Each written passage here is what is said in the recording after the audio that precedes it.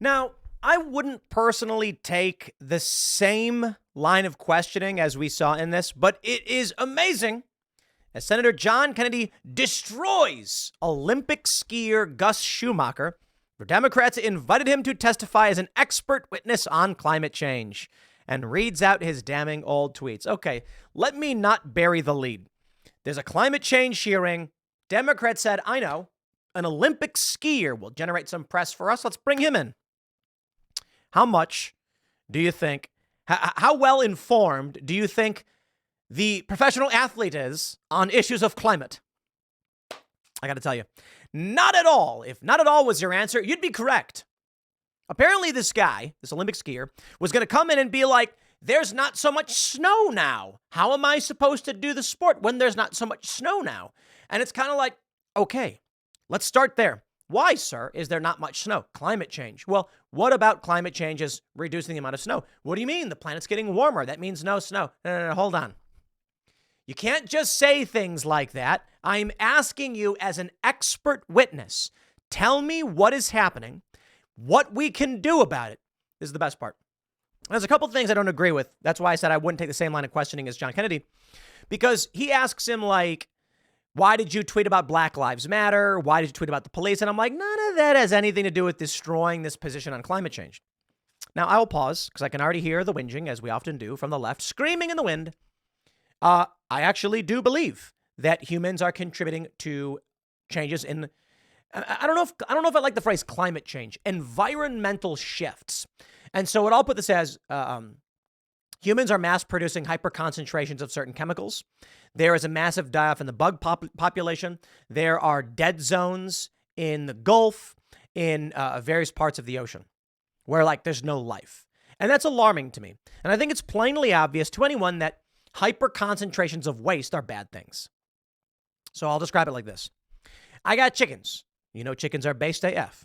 Now, if you have a big field and the chickens be running around pooping, that poop gets absorbed, dissipates with the rain, actually helps fertilize the soil. Plants grow beautifully. Now, what do you think would happen if I took like 15 gallons of chicken crap and plopped it in one spot? The rain would struggle to dissipate it. It would kill everything around it. So what could be a good thing turns into a very bad thing at hyperconcentrations. This is what I think the problem is with liberals in big cities. They complain about everybody else. They want you to give up all your rights when they're the ones who are living in these hyper-dense, hyper-concentrations of filth. No, I get it. A lot of you do live in big cities, but we've got to manage this stuff better. I like that we moved out the middle of nowhere. We're on a septic system, way more sustainable. Not 100% sustainable, but substantially better. We've got chickens. We have in the past grown our own foods. We try to be more sustainable. I'm a fan of that. So I can have that negotiation with someone on the Democrat side being like, you want to have an argument about climate change or whatever, let's stop there. Let's talk about what we can do that we agree on. And I like renewable energy. I do like fossil fuels, though. I think Democrats are full of it. Here's the best part. Let's skip the ranting on climate change. Schumacher, who's 23, struggled in a series of excruciating exchanges, claiming that the 0.04% of CO2 in the atmosphere was a huge part. Of course he was going to walk in this. The dude doesn't know anything. This is the problem with Democrats. I'll tell you what. You come to me and say, Tim, we're mass producing too much waste chemicals in one area. And I say, that's true. Hyperconcentration of pollution and human waste is a bad thing. And then you say, and now this is going to cause ocean levels to rise. And I'll be like, really? How so? And they're going to say, well, you see, all of this concentration is disrupting the natural heat cycles of the planet, creating a release of greenhouse gases, which from the carbon emissions, resulting in more energy being trapped in the atmosphere, warming the planet, melting the ice caps, and then the waters will go up. And I go, huh. And then I say, aren't the waters in the north mostly over water? And even in Antarctica to a certain degree, meaning much of that is already displacing water. So if the ice did melt, the water levels may actually decrease and increase. And to what degree, we're not entirely sure, but we have estimates. And then, whoa, slow down. If the ice melts, there's more water. Dude, ice displaces water. Ice expands. So you're going to have to tell me, okay, fair point. They do. Greenland, for instance, has a lot of glacial ice resting on land. And if that were to melt, it could increase water levels. And I say, okay, let's just stop there. We're getting into this major macro stuff. I hear you. First, I don't know. Let me just hear what your solutions are. Your solutions are, we got to cut back fossil fuels. We got to reduce pollution. And I say, okay, how do you propose we do it? And then they say electric cars. Okay, well, that makes no sense because you're generating electricity through fossil fuels. Now, if we're doing natural gas energy plants, sure, that's I believe it may be carbon neutral. I'm not sure. Fine. Okay, and nuclear energy. Okay, I'm a fan of that. But still, more than half of our energy production is fossil fuels, electric or otherwise. I don't know if that solves the problem. What else have you got? Well, that's when we find out that our good friends over like the Democratic Party, like Barack Obama, have bought beachfront property. And according to NOAA, their property will be underwater. And these banks are selling. Okay, now I'm just like, did you just buy beachfront property while telling me the ocean levels are going to rise? Is your attitude that you're going to be dead before it happens, so you don't care? Then why are you telling us we have 10 years to get the job done? Otherwise, it's the end of the world. Yeah, see, I don't buy what they're selling. I do believe humans are impacting global environment. I don't know if climate change is the right word, but it's plainly obvious if we're mass producing certain byproducts, we're going to be disrupting things. Fair point. Anyway, I don't want to get into all of that argument. Let's read. They say it was all downhill for Gus, the 23-year-old, as he struggled to answer basic questions and could not remember his tweets regarding the war on drugs, blah, blah, blah. The excruciating exchange continued with Schumacher insisting carbon dioxide is a huge part of our atmosphere, before Kennedy pointed out that it accounts for 0.04%. We did this escape room over the weekend, and they had this thing where it's like, you have to get the atmospheric levels back to normal in the room. People are trapped in a submarine or something.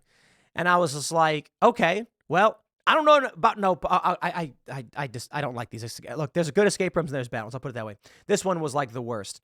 And so I'm like, okay, let's do the normal levels. And so they've got like carbon dioxide, nitrogen, oxygen, freon, argon.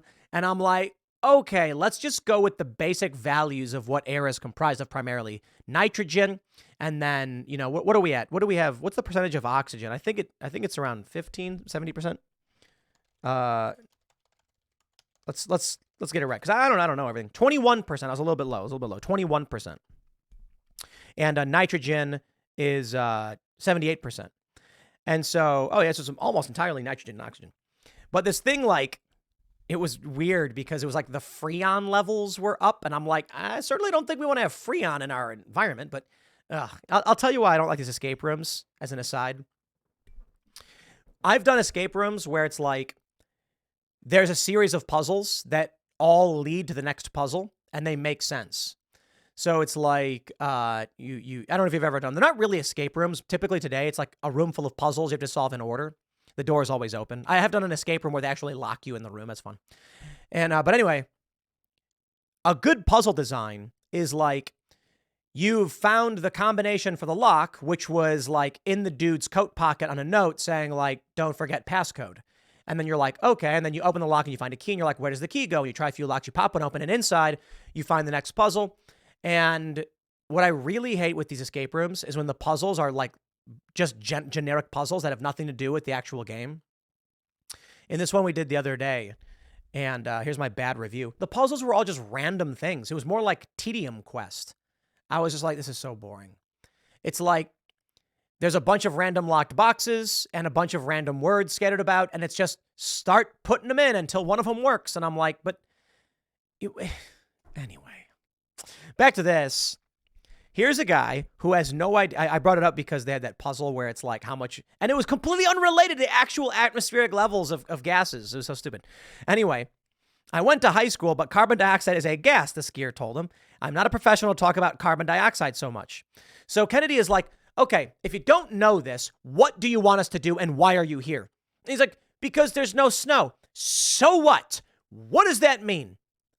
Oh, look, there are clouds in the sky. We must dance until the clouds come back. That's basically what this is. Dude, I don't care if you're telling me there's no snow. Sometimes it doesn't snow, okay?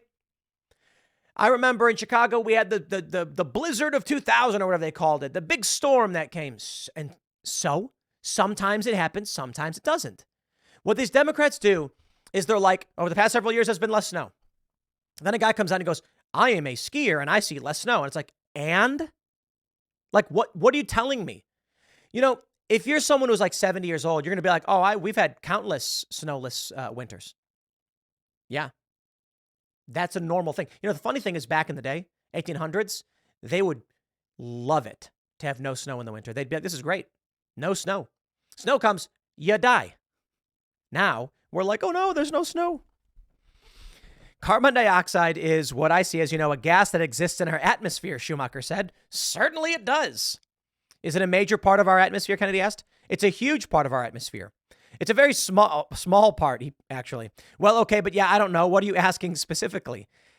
Kennedy is pointing out that you were brought in as an expert and you're an athlete. Bro, if I want to ask about proper technique for getting speed and gliding while cross-country skiing, you are the man. And I would never doubt a word you said. If you told me to, put flames on my skis and it'll go faster, I'd be like, really? Well, I kind of doubt that, but I'm going to do it anyway. Now, to be fair, I probably would not take that seriously. But if he said, like, if you have a slight, if you sharpen the edge here and when you're pressing, you do this, I'd be like, okay, I'll take your word for it because you are the best. Now, when it comes to explaining why the snow don't come, I ain't going to be asking a guy who doesn't know how the snow come. You know what I'm saying? So they end up just humiliating themselves in this hearing. But I will say this, I'll wrap this one up. He took a line of questioning where he was like, you tweeted that Black Lives Matter and police are bad. And he's like, I don't know. I'm like, you don't need to bring up the fact that he's a leftist to question that he has no idea what he's talking about. How about this? We just point out he has no idea what he's talking about, and then we're good. Anyway, congratulations, Democrats. I'll leave it there. Next segment is coming up tonight at 8 p.m. over at youtube.com/TimcastIRL. Thanks for hanging out, and we'll see y'all then.